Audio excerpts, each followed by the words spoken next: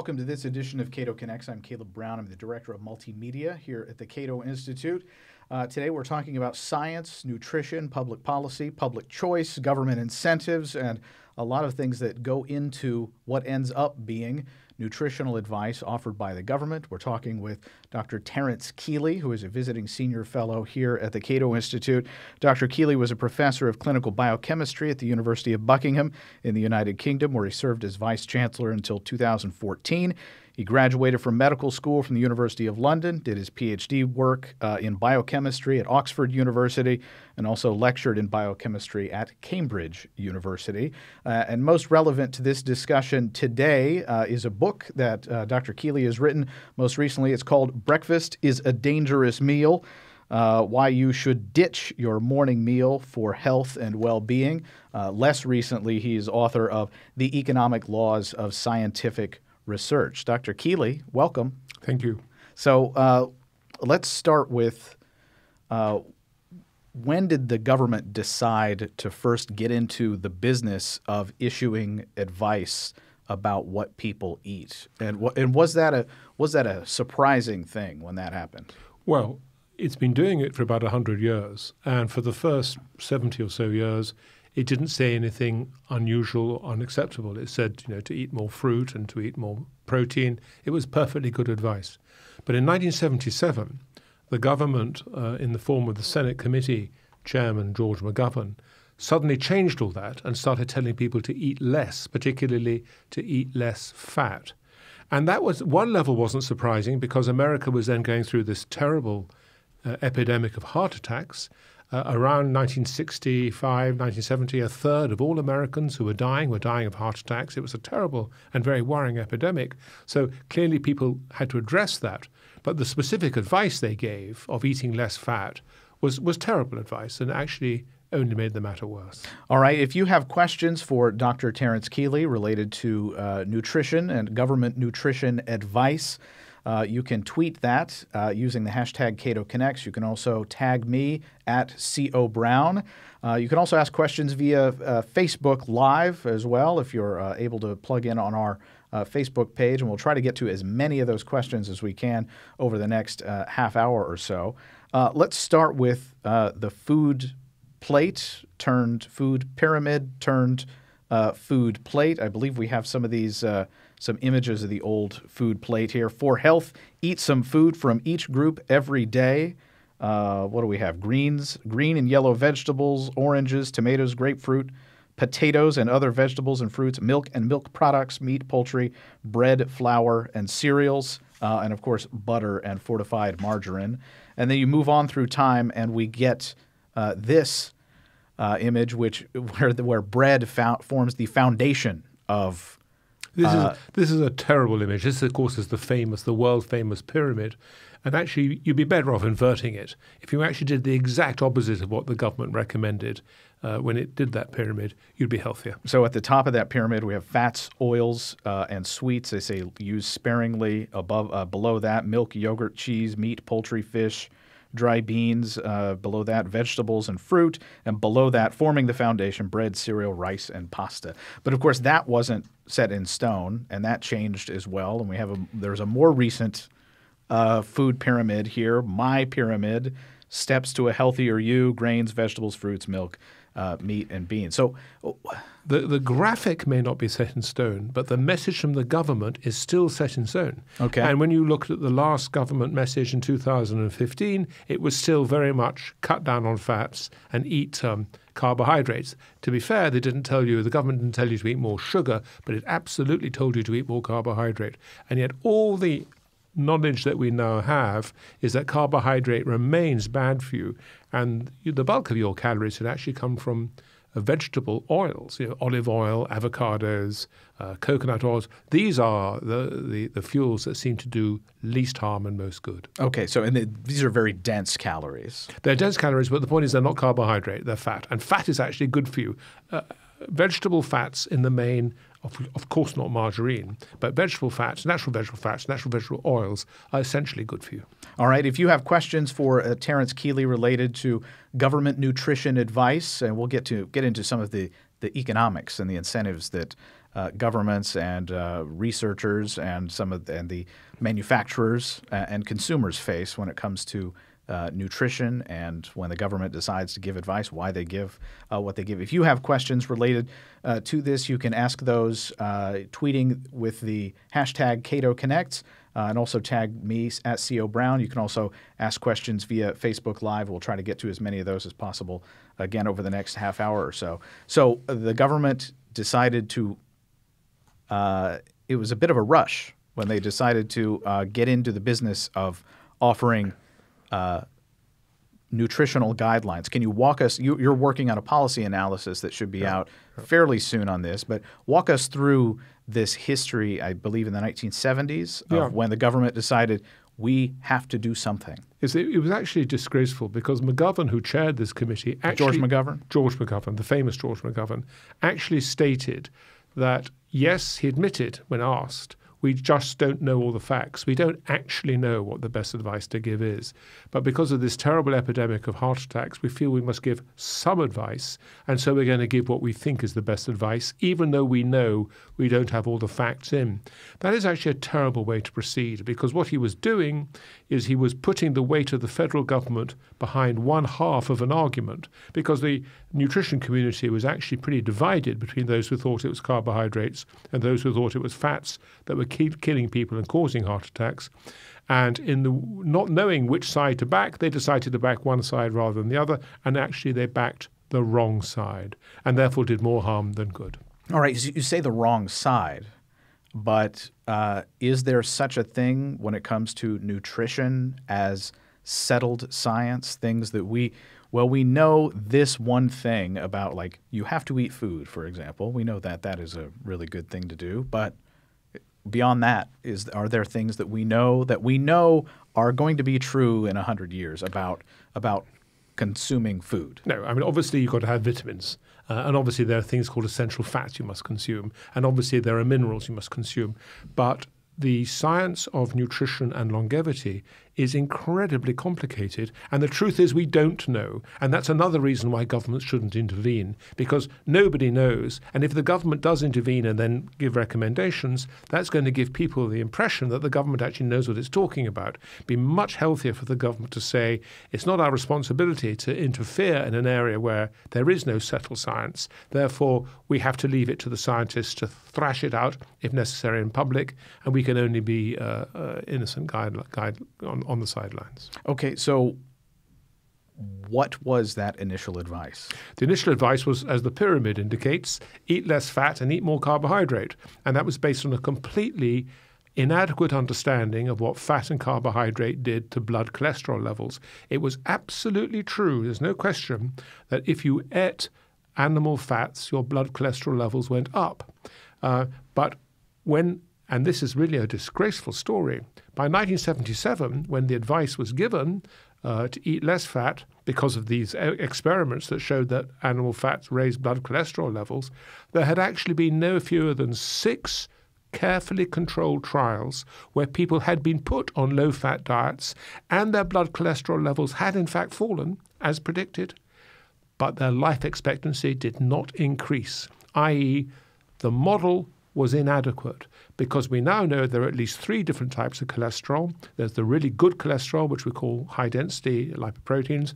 There's the neutral cholesterol, the large LDLs, so-called, and the dangerous cholesterols, which are the small oxidized LDLs. And we now know it's the carbohydrates that raise the dangerous ones. And so the government, even though they actually had no fewer than 6 trials showing that low-fat diets did not increase life expectancy, still recommended that people did that. All right. We have a question here. This is from Matthew Feeney, one of our colleagues, and he asks, why after decades of research do scientists still not have a comprehensive answer to the question, what should I eat? And part of that, presumably, is that, as you and I were discussing before we started this program, is that it takes a long time to find out what the effects of eating some foods are. Look, it's really complicated. No one should pretend that food research is easy. It takes years for experiments to pan out to see if you change one thing, does that alter life expectancy? Don't forget, you can't change things in isolation. If you ask people to eat less of something, they're going to eat more of something else, and so you don't actually know which is cause and which is effect. And the other very great complication that we now understand about food research is that, well, the whole of research, scientific research in the world today is going through a crisis. It's called the crisis of reproducibility.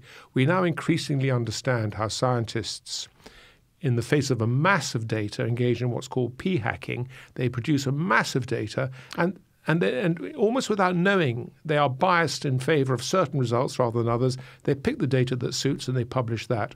And food research is particularly prone to that because you can't do control experiments. You can't have a placebo for lunch or placebo for breakfast because you can't do that experiment. And so food research is doubly complicated because the very best experiments are denied you, the ones with the placebos. And you actually rely in the end on the lack of bias of scientists. And that's asking probably more from humans than is fair. Is the bias, the fact that bias is tolerated, is it partially a product of the fact that it is very hard to do or almost impossible to do these double-blind experiments? It's not tolerated. It's positively encouraged. You tried to produce a paper, as we could see in the 70s and 80s and 90s. You tried to produce a paper in the 70s, 80s or 90s which said actually fat is good for you and carbohydrate is bad for you. You couldn't get that paper published. You wrote a grant application. You couldn't get that funded. The scientific world had absolutely fixed on a particular model and they crowded out heretics. So it's not just a matter of being permitted, it's actually being discouraged. All right. So when the government began issuing its advice in the late 1970s, and we have a chart here detailing of the percentage of obesity, the consumption of carbohydrates, consumption of energy, calories here. Explain to us what we're seeing here. Well, it's very simple. If you look along the bottom, those are the years. Let me put my glasses on. So you have 1960 on the left and 2000 on the right. And in the 70s, you suddenly see this emergence, this theory that we should now be eating more carbohydrates. And as you can see, the blue line, the carbohydrates go up and less fats. And so the fat, which is the black line, goes down. And what happens to obesity, which is the red line, and what happens to total energy intake, which is the green line, they both go up. I.e., as people were told and obeyed orders, people did as they were told. They started eating less fat and more carbohydrate. They got fatter in themselves, partly because they actually ate more food, because carbohydrates make you more hungry, and partly because carbohydrates in fact directly make you fat with the effects of a hormone called insulin, i.e. it was all extremely bad for you. Okay, we have a question here from Mark McCoskey. Mark asks, is ketogenic and intermittent fasting the way to go? Now, I know a lot of my friends do paleo, a lot of my friends do keto, a lot of my friends, they just don't eat grains of any kind. So Mark is asking here about keto and intermittent fasting. Well, the answer fundamentally is yes. These are essentially the right way to go, but it's very important not to go to too many extremes either. Part of the problem and part of the danger is that people lurch from one extreme to another. A balanced diet, certainly, if you can avoid 3 meals a day, I mean, breakfast really is a dangerous meal because if you can try to focus your eating to just an 8-hour window every day and therefore cut breakfast out, there's very good evidence that's more healthy. But the other thing is that breakfast itself is dangerous because it makes you more hungry and you tend to eat breakfast at a time when the body is ill-prepared. So to answer your question, a keto diet implies, of course, a very low-carbohydrate diet, which is very good for you. Low carbohydrate is good, and intermittent fasting implies these time windows, and they are also good for you. So to answer your question, the answer basically is yes, but nothing should ever be done in too extreme a fashion. All right. So what are the big decisions that people make? You argue people should not eat breakfast at all. Now, but let me qualify that. When you and I have talked about this in the past, you've said, well, some eggs are fine. Well, let me just first start, and this is really disgraceful. There has been a propaganda campaign for over a century to tell us that breakfast is the most important meal of the day. There's a propaganda campaign to say that we should eat breakfast like kings, lunch like princes, and eat supper like paupers. This is a propaganda campaign, and you can be damn sure who is funding it. You look at the papers that say that breakfast is good for you, and almost without exception, they're funded by one of the cereal companies or by a bacon company. That tells you at once that this is actually very, very bad science. The reality is that if you must eat breakfast, and some people just are hungry in the morning, then you should avoid the carbohydrates. You certainly shouldn't be eating cereals or oatmeals. But if you're going to eat an egg or low sugar fruit like strawberries or blackberries or yogurts or sour cream, that's going to be good for you. But what I'm really saying is don't eat breakfast. Some people are hungry in the morning, but don't eat breakfast because you feel you should, because somebody in the background is manipulating that by propaganda that's not based on science. All right, we have a question here from Facebook Live from Michael Smith. Thank you, Michael. It's more of a comment, really. Confusion on nutrition in the setting of digestive tract paralysis, gastroparesis, and chronic intestinal pseudo-obstruction. Nerve and muscle damage to the digestive tract causes difficulty in making the right choices over time. Severe changes in what to eat have caused confusion. 20 years ago, Gatorade to maintain electrolyte levels was great. Now horrible. Eggs were horrible. Now possibly great. Makes gut rehab after total parental nutrition difficult. And this is of particular interest to me. He adds, we're still trying to understand what role the gut's microbiome plays. It's like there's a whole lot of new science. This is a really important point that's been raised by this point. You're absolutely right. There's an increasing understanding that the bacteria in your gut are very important and really do affect your health. It's certainly true that eggs 20 years ago were terrible. Now we actually know that eggs are in fact good for you. To be fair to the more recent science has had to be done in the face of all the propaganda, has had to be done to really high standards. So we now know that eggs are good for you. And actually, I would say that the American Heart Association and one of the other big charities associated with the American Heart Association did put out very good advice about 2 years ago on what diet should look like. And we basically now know, and this actually is pretty solid information now, that the healthiest diet you can go for is a Mediterranean diet. A Mediterranean diet, which by definition comes out of the Mediterranean, the European Mediterranean, is a diet where people tend not to eat breakfast. You go to Italy, people don't eat breakfast. A diet full of olive oils and vegetables, very low in dairy products and very low in meat. A Mediterranean diet is good for you. The issues that you've talked about specifically coming down to the gut biotome, you're absolutely right, but we are beginning to understand how indeed even that should be regulated. Brett Wagner asks a question on Facebook Live. Brett, thank you for the question. Isn't this market-driven to some extent? Carbs are cheaper than animal proteins and fats. If my alternative to processed carbohydrates is so much more expensive, aren't I likely to choose the alternative good? Many don't even consider nutrition. They consider cost and taste. Well, that, of course, was said by the great English socialist writer George Orwell in the 20s and 30s. And he pointed out that the poor people in England in the 20s and 30s were eating a very unhealthy diet, basically buns covered in icing sugar as comfort foods. And this, of course, was extremely bad for them. But actually, if you look at food today, the share of income we spend on food is really low. All foods, even meats, even proteins, even butters, even fruits and vegetables, they're all astonishingly cheap. I mean, there was a time 100 years ago when almost all household income went either on housing or food. Now it's, less than 10%. So food is actually very, very cheap indeed. To go for the really cheap option rather than the reasonably cheap option is just to damage yourself gratuitously. So I would actually disagree with you very, very slightly. I'd say that all food is cheap. Some food, of course, is more comforting than others. Of course, you're right. But it doesn't cost that much money, actually, to eat a reasonably healthy diet anymore.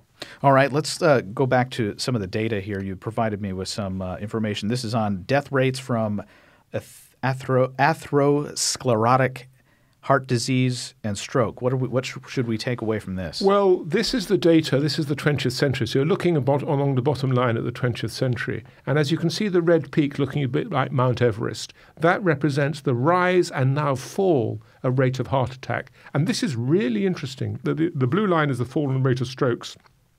Why is it that the rate of heart attacks has fallen so dramatically? It's certainly not because of food advice from the government. It's partly because we are now smoking so much less. A curve for smoking looks not that different really in terms of population to the red Mount Everest type line. But there are also other reasons as well, which are accounted for by the fall and the stroke. It so turns out, and this is really good news, that the better fed we are, particularly as babies and as fetuses in our mother's womb, and the better fed our mothers are, it transpires that the healthier we become. And so, although, of course, you want to avoid obesity or even being overweight, actually, the nice story is that even overweight now is much less dangerous than it used to be. Obesity, of course, is a bad thing, but overweight is no longer such a terrible thing. And if you're very well fed as a child, as a fetus, so as an adult, you will find that you get less and less heart attacks and strokes. This is an extraordinarily hopeful graph and actually feeds into a very interesting fact that since 1830, and this is an amazing fact, since 1830, for every year you live, your life expectancy has increased by 3 months, i.e., my life expectancy today is 3 months longer than it was this time last year. And that's been true of everyone in the West since 1830 and continues to be true. Life expectancies continue to rise at an extraordinary rate and have done so nearly for 200 years. And so we are living, and it's important not to despair, we're living in an increasingly healthy world as nutrition, amongst other reasons, has got so much better. All right. If we could, David, if you wouldn't mind going back to that chart for just a second. There's something notable, I think, here in the death rates from heart disease and stroke, and that is just before the peak of heart attacks, if I recall correctly, the Surgeon General issued the first report on smoking. So you could conclude that government advice did play a role in this? Oh, yes, I suppose that would be a fair point to say that the government advice not to smoke played a role. But I think you can be jolly sure that without government advice not to smoke, once initial studies had come out, as it happens, Richard Doll's studies in England, I'm not making a nationalist point, once those studies came out, once it became so obvious that smoking was incredibly dangerous, you certainly didn't have to persuade the medical community. What happened in England, because they were the pioneers in this, is that once Richard Doll published the papers showing what smoking did to you, doctors as an entire profession in England basically just stopped smoking. I mean, it was an extraordinary volte-face, and they started telling their patients thereupon. So actually the government was only a secondary player here. There was no way this data on smoking was ever not going to be really promulgated. There was a report I just saw, or a news story I saw on CNN recently, and it was FDA moves to revoke soy health claim, and they make a note here. One of the physicians, a cardiologist that they talked to, she says there were never any clinical trials ever that showed eating more soy improves heart health. So with respect to health claims that the government allows or the government makes itself, how does that happen? Well, the soy claim probably came about, you've only just shown me this, so I haven't had time to do the particular research, but almost certainly came about because people who replaced animal meat with soy almost certainly got a lower level of cholesterol in the blood. But that does not mean they lived any longer. This is really important to understand. There are good cholesterols as well as bad cholesterols. It's a very complicated story. And I think what's happened, in fact, I'm sure that what's happened, although I can't prove it because, as I said, I don't actually have the material in front of me, but almost certainly what happened, studies came out showing that people who ate soy instead of meat had a lowering of cholesterol, and so people recommended soy. But then when they went on to do the studies to be the only important study that actually matters, does soy actually make you live longer or healthier? The answer is no. And therefore the claim has been withdrawn by the government. In a sense, that's just how nutrition science works, and we have to live with that. Alex Wellman asks, although he didn't tag us here, he says, it pains me to say this, but I do sort of miss the standardized nutrition label we have in the U.S. I always have to squint and search to find the sugar content in where he is in Estonia, even if the food almost always has less. Well, all I can tell you is if you think that the U.S. food labels are helpful, you should look, and again, I'm not trying to make a cheap national point here, you should look at the British labels, which is much, much more helpful. I actually find American nutrition labels relatively unhelpful because they tend to be defined in terms of portion size or other non-standardized metrics. In England and other parts of the European Union, it's simply per 100 grams. And it's very easy to compare different food types under those circumstances, and you definitely get more material. So yes, I don't know what goes on in Estonia, and I'm sure the American system is better, but you could get even better than the American system if you really wanted to hit food hard. Talk to me about how what the politics and some of the public choice questions that are raised here about nutrition and government nutrition advice. I assume that there's a lot of politicking and a lot of infighting behind the scenes with the FDA and food producers and USDA about what goes onto those labels and about what research is going to be accepted and what research is not going to be accepted when it comes to allowing or disallowing health claims about some foods. You're so right. It's a complete nightmare, actually. There's a very good professor called Marion Nestle in New York who's published a series of books on the subject, and she has shown, for example, how well, let me give you a specific example. The food producers were so worried after 1977 when it was clear that the federal government was going to start recommending people to eat less, that they demanded and got a promise that all dietary advice in America since 1977 has been given jointly by two agencies, one of which is the USDA, the other one is Human Health. This means that all government food advice in this country goes through the filter of an agency, the USDA, that exists to protect farmers and producers. Marion Nestle tells stories, for example, of how it is impossible to get that agency ever to agree to the statement, eat less meat or eat less food, because they are so much in hock to the producing community. On top of that, there's very powerful lobbying. I mean, these producer groups have huge power and huge money. They're able, for example, to get tariffs and subsidies to their own people, costing the federal government, the taxpayer, huge sums of money. And this is just part of their campaign to protect the health of farmers to some extent, at the cost of the health of other people.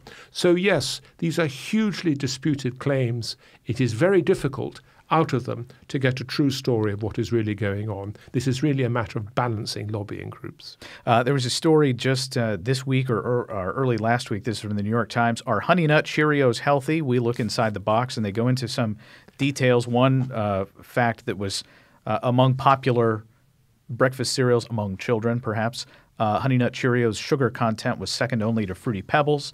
And they announced recently, or I should say back in 2009, this is from the story, the company made news by announcing an initiative that had already been underway to drop the sugar figure from 11 grams of sugar per serving into single digits in such cereals marketed to children. In the last decade or so, Honey Nut Cheerios has fallen to 9 grams of sugar per serving from 11, or so it seems.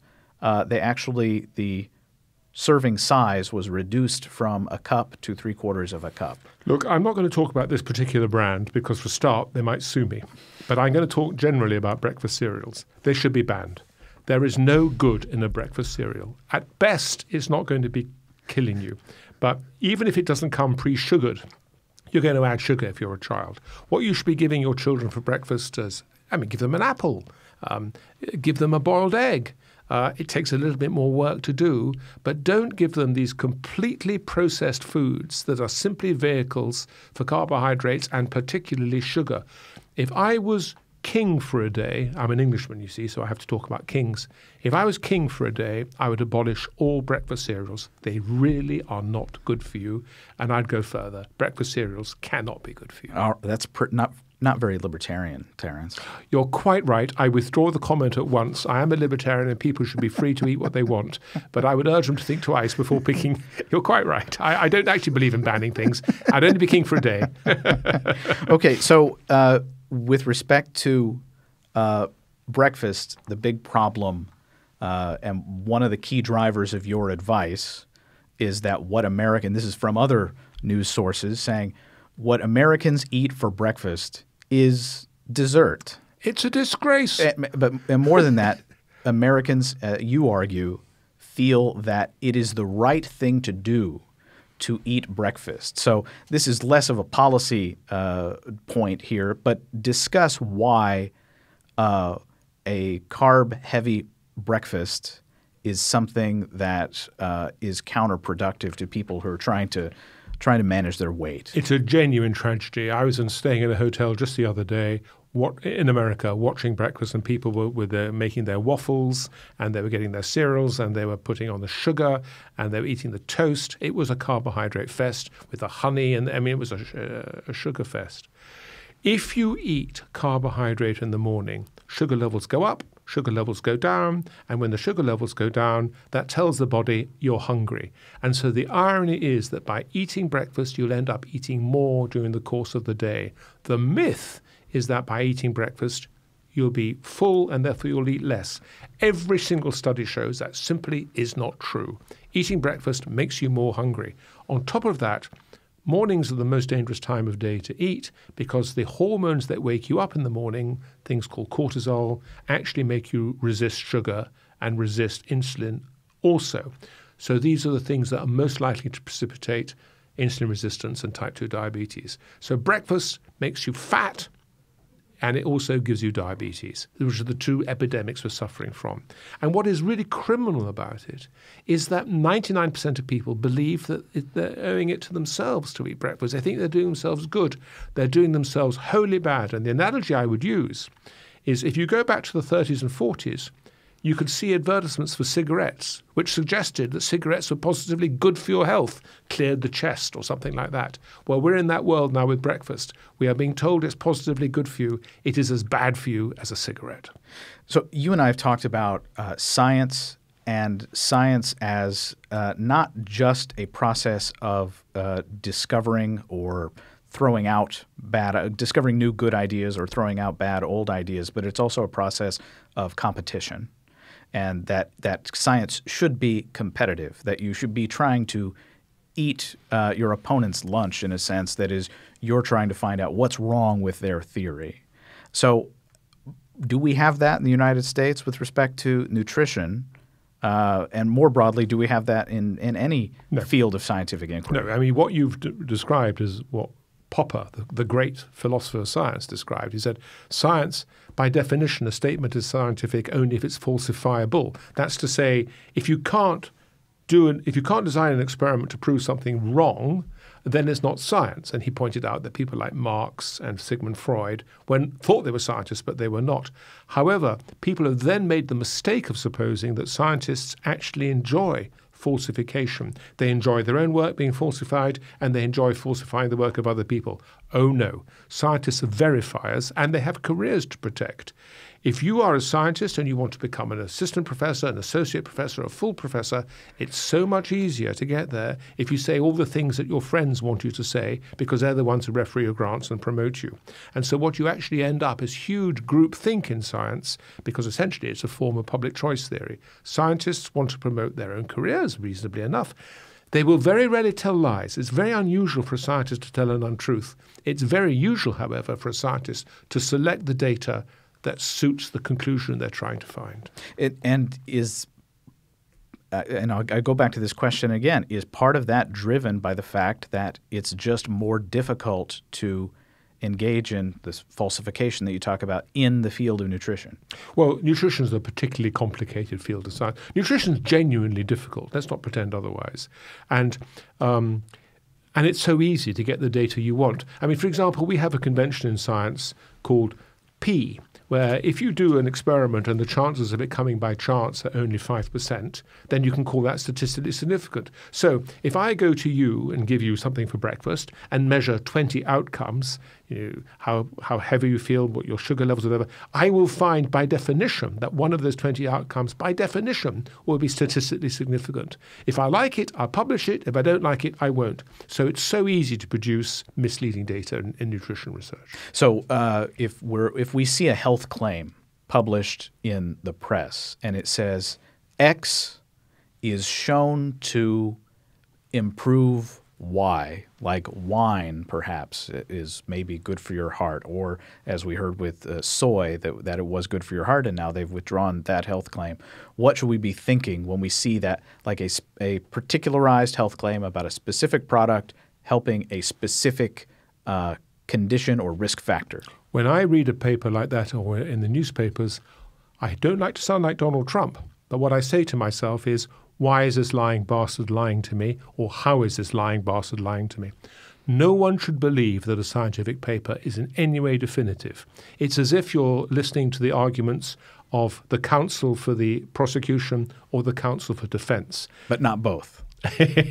That's the job of the judge. And the trouble is we need people to be judges. And again, I hate to sound like Donald Trump, but we do actually need from the media more discriminating reporting of these things. We do actually need someone to say before this stuff appears on the front page of the newspapers, actually, this was only an association, it wasn't a double-blinded trial, actually, the chances of this being true are pretty slim.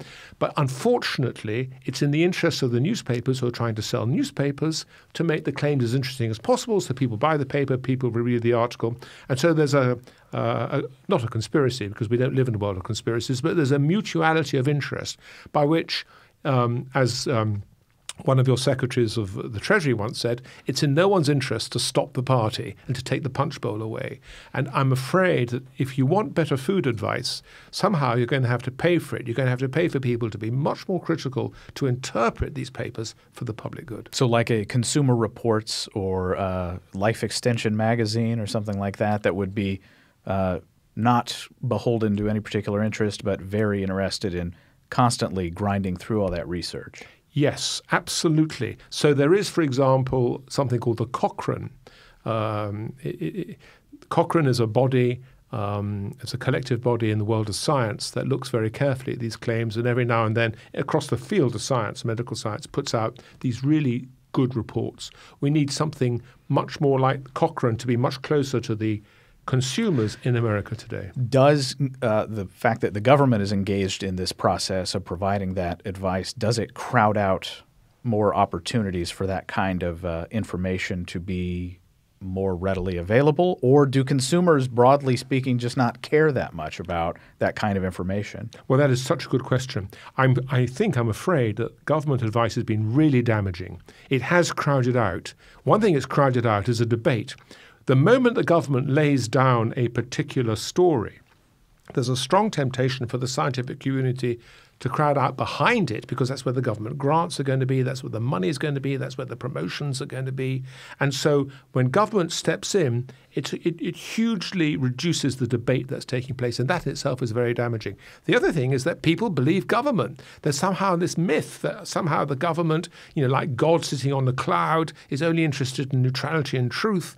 It's not true. George McGovern, he wasn't a bad man in any ways, but he had his own very strong interests to pursue in 1977.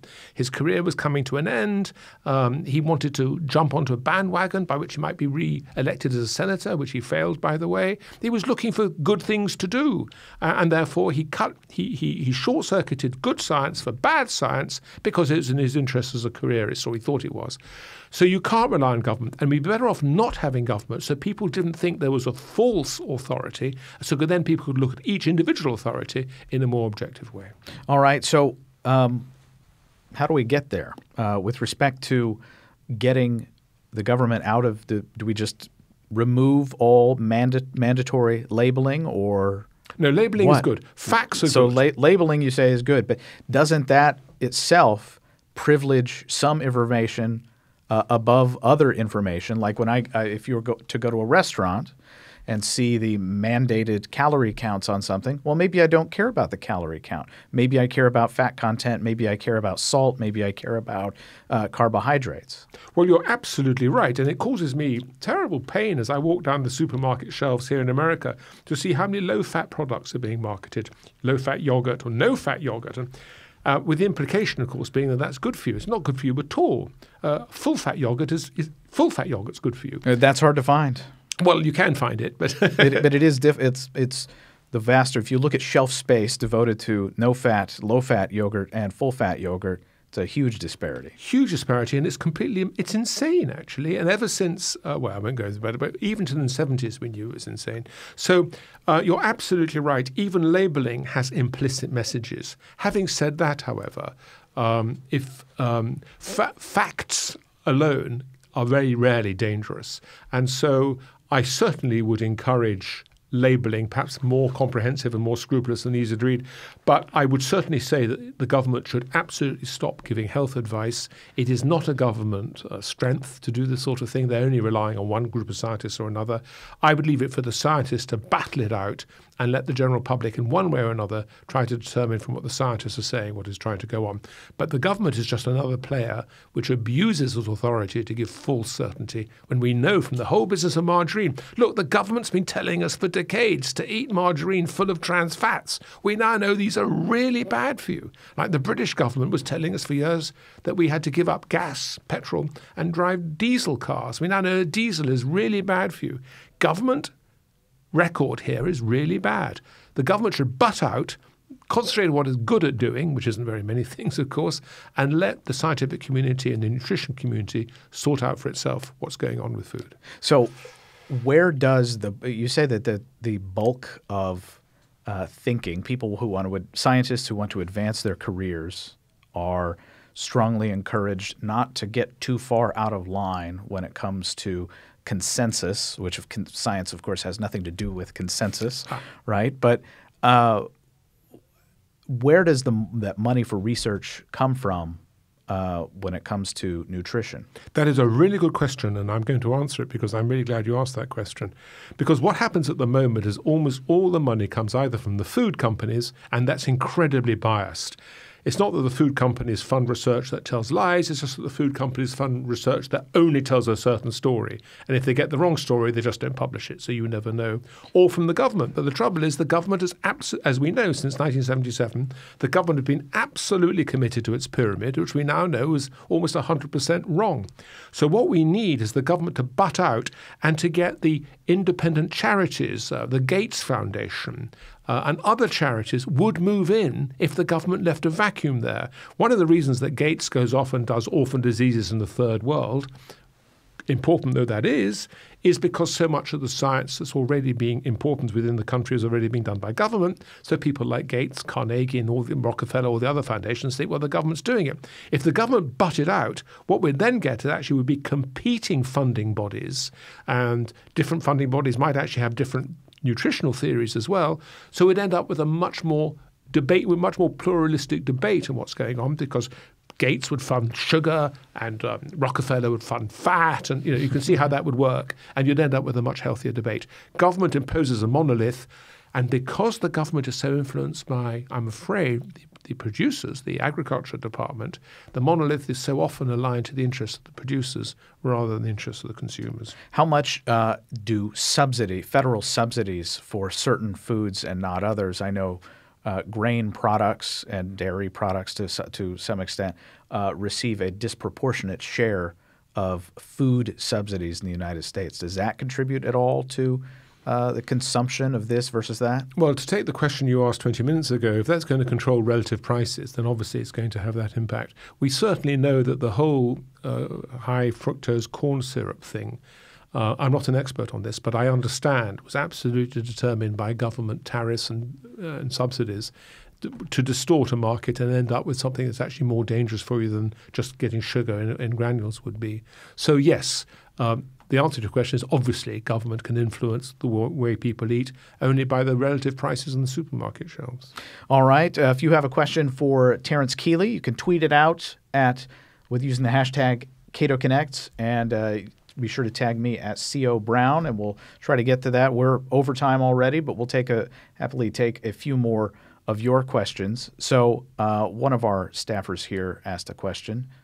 Tess, wonderful Tess. You know Tess. I know Tess. She said, what is your favorite carb? If you enjoy, we enjoy carbohydrates. That's part of the effect of eating carbohydrates, is that you feel that satiety that doesn't always come from eating other healthier foods. What's your favorite carb? Well, we know that the best carbs are those that come in the form of whole fruits. So if you eat your carb in the form of apples or strawberries or fruit, it seems that the roughage in the fruit has a very healthy effect of delaying the release of the sugar into the bloodstream.